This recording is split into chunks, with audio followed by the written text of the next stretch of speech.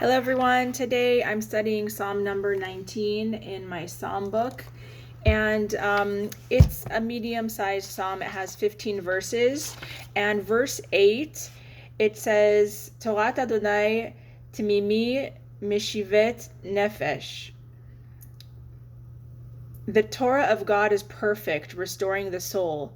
And the commentary about that, it's just crazy. It says soul in captivity, and I just want to show you so you can see that I'm not making this up. Let's see right where my finger is. Can you see that? Soul in captivity.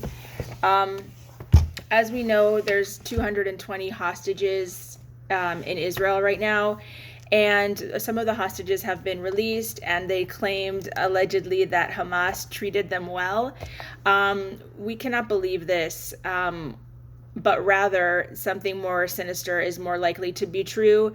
That is the 85-year-old woman who was released who said that Hamas treated her well. What I believe is the true story is that her husband has not been released. He's still being held hostage. Her husband probably begged Hamas to release her and probably bribed them and promised them money or whatever else in exchange for releasing the wife. And I'm sure that they told her, the terrorists told her, that if she does not say good things about them, that they would murder her husband. So that's what I really think is going on behind the scenes. That's just my opinion, but we're here in chapter 19 of Psalms, and it's talking about souls in captivity, and I just couldn't resist tying the connection between the souls in captivity being predicted, in the Psalms and what's happening right now. This one is more like metaphorical. I'll read to you the paragraph. It says, the soul's sojourn in the body can be compared to a stranger on foreign soil who has nobody to turn to for help and support, just like the hostages. While the various parts of the body pursue pleasure, the soul remains alone like a captive. But the Torah restores the soul. It shows people the path to follow and rescues them from materialistic indulgence and the many pitfalls of life.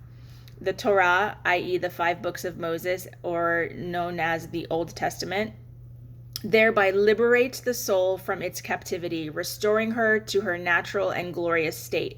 So in previous videos, I've talked about what can each and every person do in light of the current situation that's going on. And I mentioned giving charity, doing acts of loving kindness, praying, meditating, doing things to better ourselves. These things all have a ripple effect, and they make the world a better place. Here, it's reiterating the importance of studying scripture. So even if it's only a couple minutes a day, the more people doing it, the better it is on a cosmic level, on a spiritual level, on a vibrational level. And even though it doesn't seem logical, God transcends logic. So what doesn't make sense to us, it does somehow have a greater effect in the universe.